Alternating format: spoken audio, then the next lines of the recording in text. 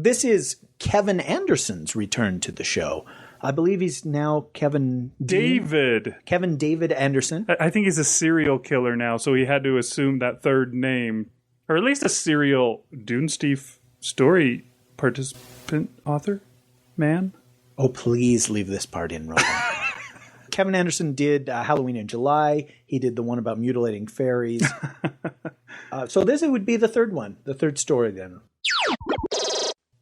Actually, it's his fourth. He did a poem for us. Oh, well, thank you for reminding me, Robot. Boy, he's just full of useful information today, isn't he? Yes, how about that?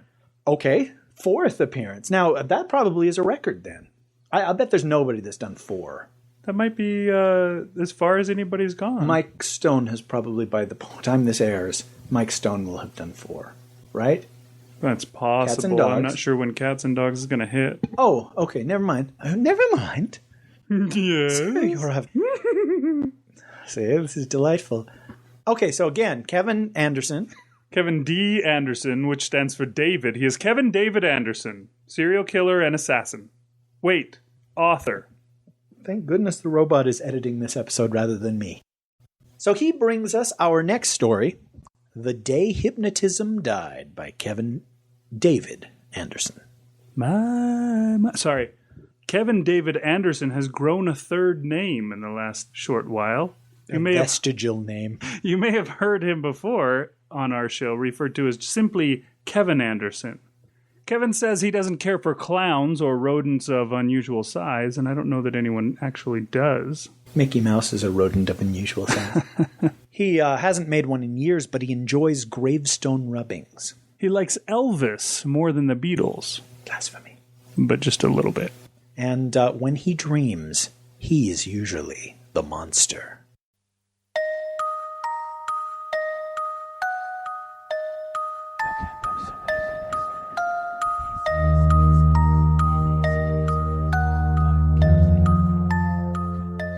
The Day Hypnotism Died by Kevin David Anderson.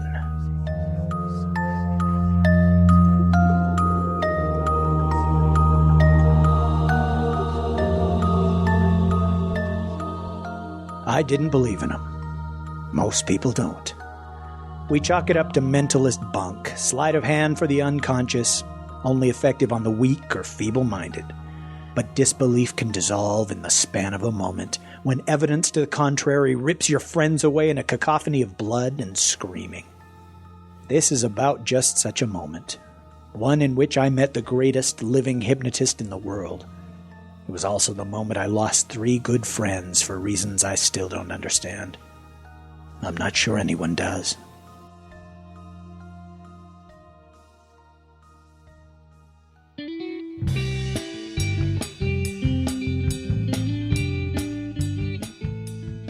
So, Runt, what's this great idea you have? I had said, as the evening began, the 4 of us strolling toward the boardwalk. We were 4 nerdy, dateless high school seniors looking for action, or as close as we could get to it. Stop calling me that, James, the smallest of us, said, pushing up his glasses. Russell slapped a beefy hand on my back, and I felt his enormous girth in the friendly thump. Yeah, Craig, stop calling Runt that. He chuckled, always laughing at his own comments, thinking himself the next Chris Farley. James stopped and turned around, glaring. I hate it when Coach Hansen calls me that, and I sure as hell don't like it when my friends do it. James had been called Runt since before I met him, so it was always a little surprising when he got pissed about it. Sorry, I said, gesturing to myself, shrugging. I'm an ass. James continued glaring, his face turning pink. Sorry, I repeated. Really? Sighing, I took a step toward him, holding my arms wide. Do you need a hug? A smile moved over James's face. Go blow an orc. I heard Russell and Alan laugh as I dropped my arms. Alan, taller than all of us, stepped forward. Okay, now that you girls have made up. He looked at James. What's this great idea? James reached into his back pocket, producing a flyer. It looked old, like some pirate's treasure map. Charred edges, faded black ink. It was all for show, but it was intriguing. He held it out so we could all read it. One night only. The greatest hypnotist in the world. South end of the Fun Zone. The Fun Zone? I said. James met my eyes with confusion. Then his face flickered with understanding. Forgot, you're a newbie. It's this carnival that comes to the boardwalk every spring break? Russell said. I nodded.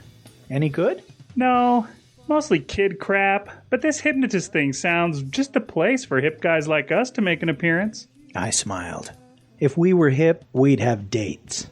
Dates? Alan said. We're keeping our options open. Yeah, that's it. I nodded. Okay, Runt. James, lead on.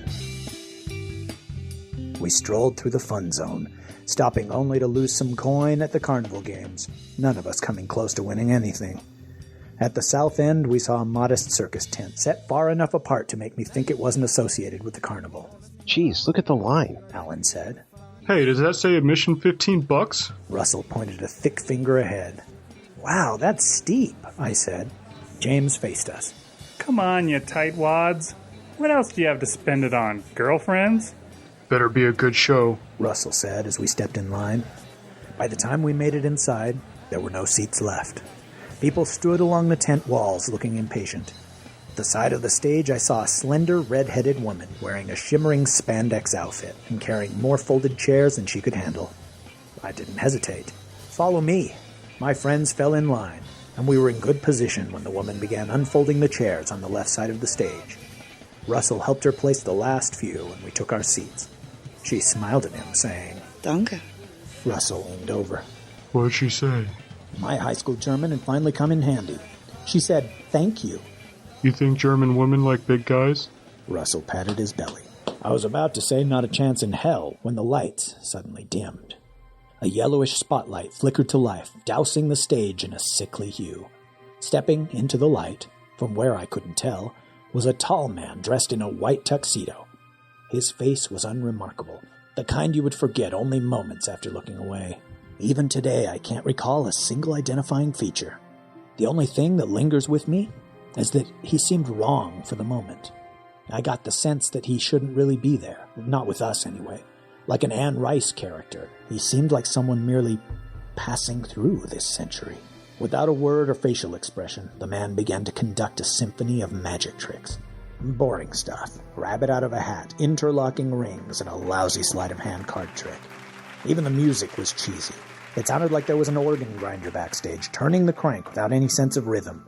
I half expected a monkey in a fez and a matching vest to start working the crowd for pocket change. After each trick, there was some polite applause, but most just groaned. If this shit keeps up, I'm going to kill Runt, Russell whispered in my ear. Right after we get our money back, I said. Suddenly the hypnotist bowed, still not having said a word, and the stage went dark. There was a smattering of uneasy applause, the kind you might expect after a really bad karaoke performance. In the dim light, we all glared at James.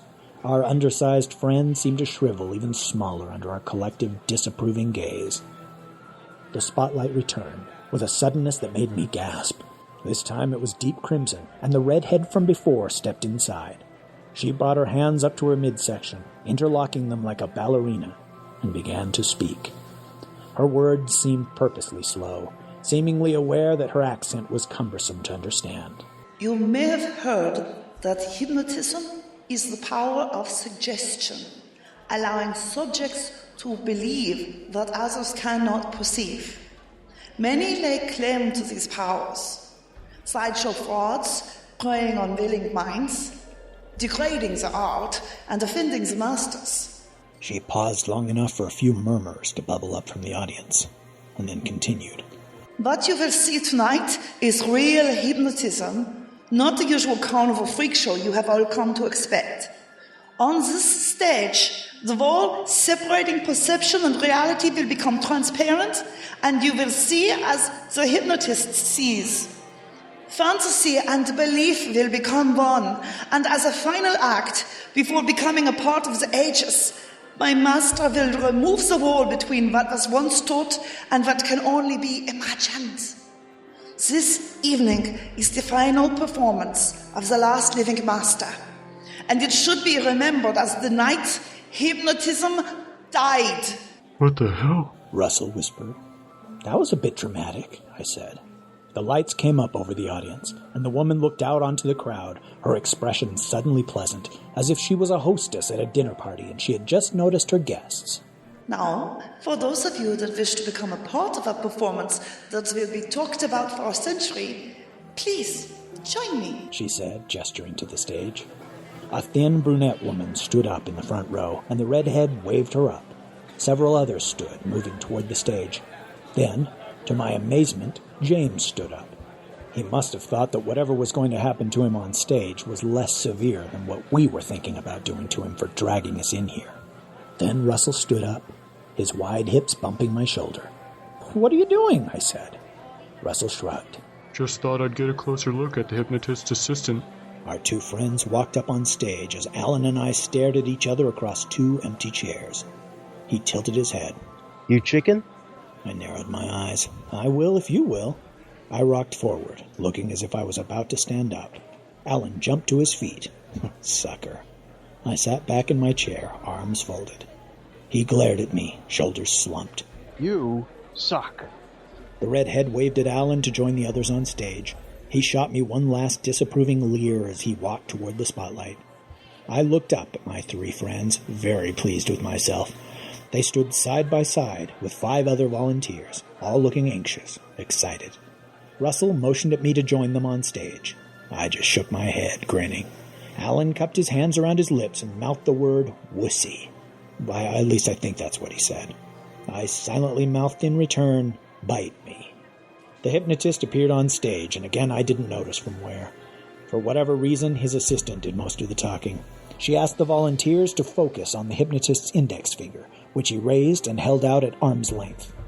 Without a word, he lowered and raised it over and over. He did this for a full minute, and I could feel the crowd growing restless. The thin brunette even started to giggle, but the red-headed assistant gave her a harsh glare, and she immediately stopped. After another grueling minute of this, the hypnotist lowered his hand, and as his hand descended, so did the eyelids of the volunteers. All of them. By the time the man's hand was at his side, my friends' heads were all slumped onto one shoulder. My jaw dropped. There were chortles from the crowd. Not the type spawned from a humorous situation, but the kind emitted from a large group of people that are collectively unsure how to react. The redhead looked out over the crowd, holding a finger to her smiling lips. They sleep now. Shh. Her voice was an intense whisper. No shit. I shifted in my seat. Excitement, concern, fear, and anticipation coursing through my body. I was already imagining telling this story to everyone, even though the people I most likely would tell were up on stage. The hypnotist turned to face the crowd, making a brief gesture, like a man tipping his hat to an elegant lady he chances on the street. Then, with the commanding presence of a conductor, he turned to face his subjects, instruments ready to be played. He snapped his fingers, and the volunteers awoke, their eyelids fluttering like window shades. Laughter rose from the crowd as the volunteers yawned, some even stretched as if waking from a long sleep. Alan looked at me, yawning. He shrugged his shoulders as if to say, "What happened?" I just returned him a grin, nodding. The crowd quieted, and my attention again fell upon the hypnotist. With poised strides, he moved over to the right of the stage, standing in front of a volunteer furthest in line from my friends. The volunteer, a man in his mid-40s, smiled as the hypnotist gazed into his eyes. I could tell that the man was uncomfortable with this. He seemed to arc backward, like a weed bending in a strong wind. The hypnotist moved in, their noses coming close to touching. He stayed there for a moment, a voyeur peeking into a window. The volunteer gazed back, his eyes never blinking. The crowd fell silent, and when the hypnotist finally pulled back to speak a single word, it resonated to all 4 corners of the tent. Without any hint of an accent, he said, "Spider." The volunteer's eyes slammed shut, and he dropped to the floor with a thud. His round belly lay flat on the stage as his arms and legs began to spray outward, grasping for something. Then his hands and feet gripped the stage, and he pushed himself up, rising slowly like a predator searching through the grass for its next meal. His head sunk into his shoulders, and his neck just seemed to have retracted inside his body. It was horribly uncomfortable to look at, and the crowd gasped, myself included. I could hear people behind me murmur to one another. Jeez, that's incredible. How did he... Knees don't bend that way. It's just a show. Volunteers are all plants. The redhead raised her hands, attempting to quiet the crowd. The rumbling stifled a bit, but continued. Then the man on all fours started to rotate, and the crowd fell still. Soon his rear end pointed at the audience, and after a brief hesitation, he started to crawl. A shiver scaled my spine as I watched him scurry across the stage, not with the motion of a being using 4 legs, but with the dexterity of a creature with 8. The 4 limbs I could see moved in tandem with 4 unseen limbs, and although they remained invisible, I had no doubt they were there. The back of the stage, shrouded in shadow, appeared to be the man's destination, and my throat went dry as he crawled to the safety of the dark. He spun around, sinking into the blackness, with just his head visibly bobbing up and down about a foot off the stage. His pupils, now black, glinted in the stage lights. I could feel his humanity slipping away as he looked back at the crowd, no longer recognizing us, and the audience no longer seeing a man. Stunned applause rose from the crowd, but the hypnotist did not stop to acknowledge this. He stepped over, standing in front of the next volunteer, a thin brunette woman. After a similar preamble, the hypnotist said, "Chicken." The woman's eyes fell shut, and she hunched slightly. When they opened, her head started darting forward, her arms curled up on her sides, flapping. The hypnotist removed a handful of chicken feet from his pocket, holding it out in front of her. The woman's head darted forward, pecking at the pile in his hand. The crowd again broke out into reserved applause. The hypnotist let the feet fall to the floor, and he slapped his hands together. The woman fell to her knees, pecking at the food on the stage, as the hypnotist took a moment to glance back at the crowd. Although there was no expression on his face, I got the distinct impression that he despised us. Maybe it was in his eyes, but in that brief moment I felt absolute loathing. He turned to the next volunteer, as his assistant brought out a large wicker basket. The assistant gestured for the volunteer to step into it, which he did, smiling, as if it were something he did every day. The hypnotist peered into the man's eyes and said, "King Cobra." The volunteer dropped into the basket, disappearing from view. A moment later, he began to rise, not as a man would stand up, but like a serpent ascending to the tune of a snake charmer. The hypnotist took a noticeable fast step back, as if he wanted to stay out of striking range. There was some applause, lacking enthusiasm, and growing more uneasy. My own hands lay still in my lap, unable to move. The hypnotist gave a nod to his assistant. She stepped behind the basket, its lid in her hand, and raised it over the volunteer's head. In a quick motion, she pushed the lid down, forcing the volunteer back into the basket.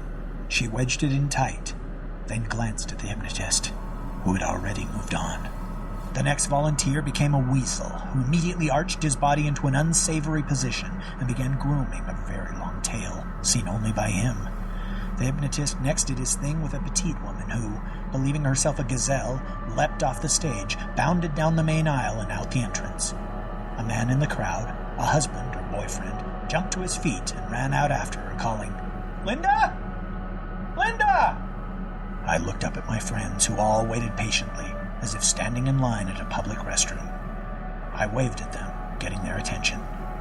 They looked down at me, perplexed, seemingly unaware of the other volunteer's metamorphosis. I motioned them to get off the stage, and before I knew it, I was on my feet, heart pounding, my gestures growing frantic. Popcorn hit me in the back, and I heard someone say, "Sit down!"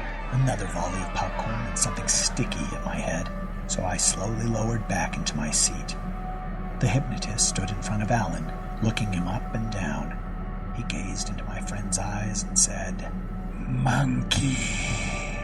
Alan dropped into a squatted position, his legs tucking under his body, shrinking. He rocked forward on his knuckles and his tongue shot out over his lips. The hypnotist patted him on the head, then pointed to a thick wooded post that held up the tent's roof. Alan furrowed a simian brow, then jumped off the stage, his butt inches above the ground. When he reached the post, he leapt up, and his sandals fell off his feet. I held my breath as I watched him climb the pole like someone born to it. When he neared the ceiling, he stopped, looking down. The hypnotist produced a banana from his pocket and threw it up. Alan, I swear, caught it with his foot. His goddamn foot. I could hear the audience applauding, but it was like distant background noise. The soundtrack to a movie I wished I wasn't watching. The hypnotist turned to Russell. My friend's huge frame towered over the hypnotist, but it cast no illusion about who was in control. The hypnotist leaned forward and said, "Mouse." Russell dropped to the floor. I could feel the thud reverberate under my chair. His near 300-pound body seemed to shrivel, limbs retracting, fingers curling into paws. He looked at me with no recognition, nose twitching with unseen whiskers. Russell's beady eyes scanned the crowd, and it looked as if he were about to run.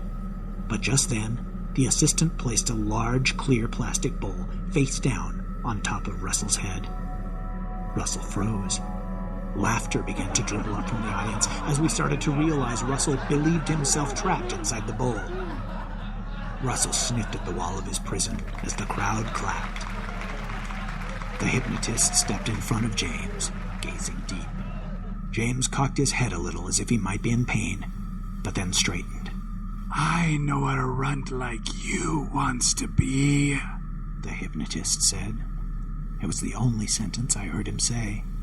He took several steps back, giving James a large berth. Then he said, "Elephant." James's head slumped forward, as if the weight of a trunk pulled it down, and he landed on all fours. The stage shook, and I could hear wood cracking.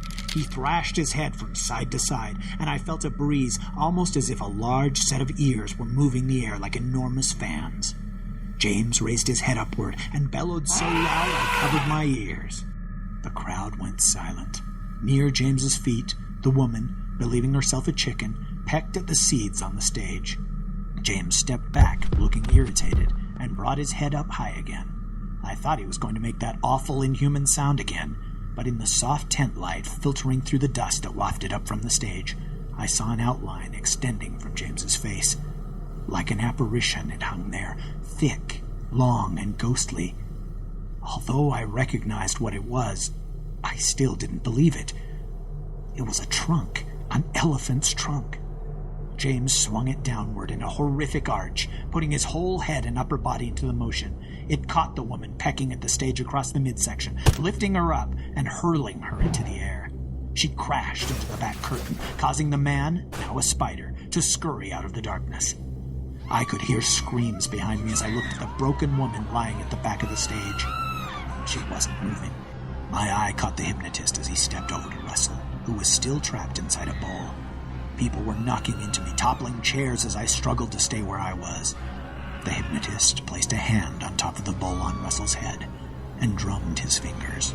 He looked out onto the pandemonium, and I saw it again, that look of contempt in his eyes. With a quick movement, he lifted the bowl, and Russell wasted no time. He darted forward, nose twitching, beady eyes scanning back and forth. Then he seemed to catch sight of the man who believed himself a weasel, and he froze. The weasel met the rodent's gaze and began to pounce. Russell retreated back toward James, the weasel in fast pursuit. The two began running around James in wide circles. James was getting upset and started rising up on his hind legs and stomping his front feet down, shaking the stage. I rushed forward, reaching out with the intention of grabbing Russell, but the mouse had scurried under one of James's front feet just as it came down. The next thing I heard was a grotesque popping, like a watermelon in a trash compactor. The crushing sound was still echoing in my ear when James raised his foot, which had just reduced the midsection of Russell's enormous girth to the width of a pizza box. James continued to stomp, transforming Russell's head into a pulpy mass of gelatin.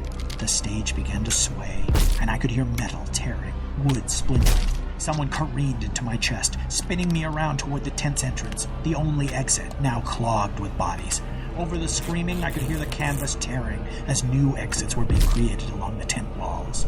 Even though there seemed no point, James still brought his foot down on Russell's remains over and over again. Unable to endure the pounding, the stage collapsed with a crash so loud it momentarily drowned out the sounds of panic. The large wicker basket toppled into the seats, its lid rolling down the aisle. The man inside began to slither out. The collapsing of the stage had somehow calmed James, and I started moving toward him. I didn't know if I could snap him out of this, but I sure as hell was going to try. I approached him from the side, just behind his peripheral vision. I was about to stretch out my hands, preparing to clasp his shoulders, when I hit something. My face collided with a leathery but soft surface. I put my hands up, feeling the thick, wrinkled skin. I blinked my eyes, but could not see what my hands could feel. As my fingers slid over thick folds of warm flesh, I felt tiny, sporadic hairs bending beneath my palms, and as I brushed over them, their pale outlines began to flicker into view. I stared at my hands caressing the air, watching them rise up and down slightly. Looking through my fingers at James, I realized that my hands rose up and down as James breathed. My friend looked back at me, his head craning around as if it swiveled on a large neck. Indifference glinted in his eyes. He turned forward and started lumbering toward the center aisle. Something caught me hard on the side, and I toppled back. Reflecting back, I can only imagine what struck me was James's unseen rear leg or hip as his elephant exterior moved by. I landed on the front row of the chairs, my head cracking against a seat. Blood trickled into my eye as I pushed myself up. My first thought was to look for James, but something else above caught my attention. High up on the tent ceiling, a man defied gravity, moving like an arachnid, clinging to the canvas. His sunken black eyes gazed down, and I swear to God, it looked as if he were trying to spin a web. A banana peel landed on my head, and I heard Alan, still high above the seats, laugh like a chimpanzee. I slapped the peel from my scalp and looked down the aisle. Wooded chairs had been reduced to splinters under James's weight. I just caught sight of him as he moved out the exit, his unseen bulk catching in the opening's aluminum frame. The metal twisted, and the entire tent shifted in the direction James was moving. I thought it would come down around me, but then he broke free, and the whole canvas room snapped back with a violent jolt. I hustled down the aisle, jumping over wreckage. When I reached the exit, I turned around, looking back at the collapsed stage. I think I wanted to get one last look at the hypnotist, the being responsible for all this chaos, try to remember his face, mark it in my mind so I could identify him later. But he and his assistant were gone. The only thing I saw was a man, now free from his basket, coiling himself around the broken, still body of the woman James had hurled through the air. Running out of the tent, I tried to force the image from my mind of the man attempting to swallow the dead woman whole. James's trail wasn't hard to pick up. I just followed the crushed cars, injured people, and the screams. By the time I had caught up to him, a county deputy was trying to block his path.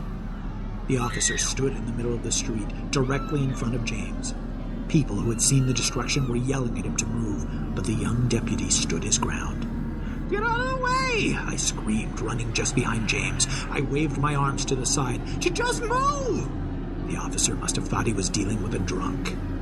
But at the last second, he must have seen something, because he went for his gun. The muzzle had just cleared the holster when James hit him. The deputy slammed to the ground, and I cringed at the familiar popping sound. He managed to scream, but it was instantly muffled as a large foot crushed the deputy's head. I tried not to look as I stepped by, but my peripheral caught one of the man's legs, still twitching, glistening crimson in the downward glow of a street lamp. I followed my friend for several blocks, watching him careen into parked cars like a cornered animal. He seemed disoriented, frightened, but never stopped moving. "Hey, James. Calm down, buddy, man. Calm down. James." I tried talking to him, but there just wasn't enough human there to hear me. We both turned a corner, and I saw a barricade of black and whites blocking our path. I could tell by the amount of weapons drawn that the cops were not interested in apprehending James. That boat had sailed when they lost one of their own. When he noticed the police line, James slowed for a few steps, then charged. I felt bullets cut through the air over my head before I heard them. I dropped to the ground, covering my face. When I finally looked up, James was on his knees, shots still tearing into him. I thought they would stop shooting after James lay still on the pavement, but they kept on for a while until a burly voice yelled, "Ceasefire!" I envisioned myself running over to James, holding him in my arms to hear his final words like they do in the movies. But when I started to get up, the same burly voice yelled, "Don't move, asshole! Put your hands out where we can see them! 20 minutes later, I was still wearing the handcuffs the owner of that burly voice, a Sheriff Kincaid, had slapped on my wrists. He questioned me in the back of a squad car, his large Stetson rubbing on the inside of the roof. How well did you know the deceased? Kincaid asked. He was my friend, I said. We called him Runt. That was just over a year ago. I did spend some time trying to track down the hypnotist. So did Sheriff Kincaid and a few private detectives hired by relatives of the 9 confirmed victims from that night. At least 3 others are still missing. From their pictures in the paper, I recognized them as other volunteers, and after all this time, I'm pretty sure their families, at least if they knew what I knew, would prefer that they stay missing. One of the volunteers that isn't missing is my friend Alan, and I'm ashamed to admit it, but I can't bring myself to visit him anymore. He's been a resident of the Riverdale County Mental Institute since that night. I stopped driving up to see him shortly after hair started to sprout all over his body. Sheriff Kincaid says he looks like something that stepped out of Planet of the Apes. Alan shares a floor at the sanitarium with a teenager who hunts rodents with the cunning of a weasel and a woman that leaps around like a gazelle. I don't think the hypnotist's final performance will ever fade into the past for me. My nightmares keep it in the forefront of my mind, and every animal I see in the wake of that day always has some human feature that makes me wonder. Today I received a news clipping in the mail from Sheriff Kincaid. It described how he and his men were called when someone found a monster-sized cobra. It had been nesting under the boardwalk, feeding on cats, dogs, and, some think, a few missing children. How a cobra had managed to make it to the United States was still a mystery. But what concerned most were the strange appendages that ran along its underbelly. They were reported to resemble human fingers.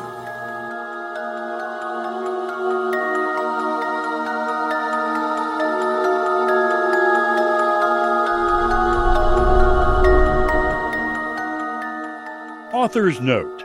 I went to my first hypnotist show back in the 80s, and to me the most fascinating thing is not what happens on stage, but rather the willingness of the volunteers rushing to the stage.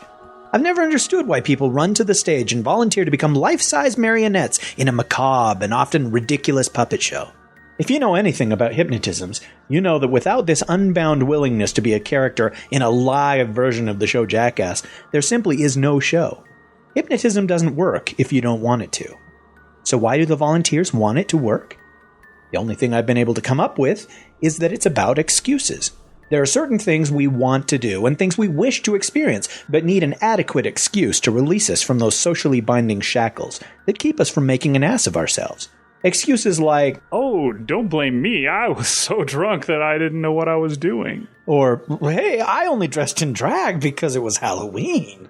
Or, "I only did a Justin Bieber impersonation while dancing the Macarena because I was hypnotized." If it's not about finding an excuse to uncover a side of ourselves that probably should remain hidden, then I honestly have no idea why people rush to volunteer in these shows.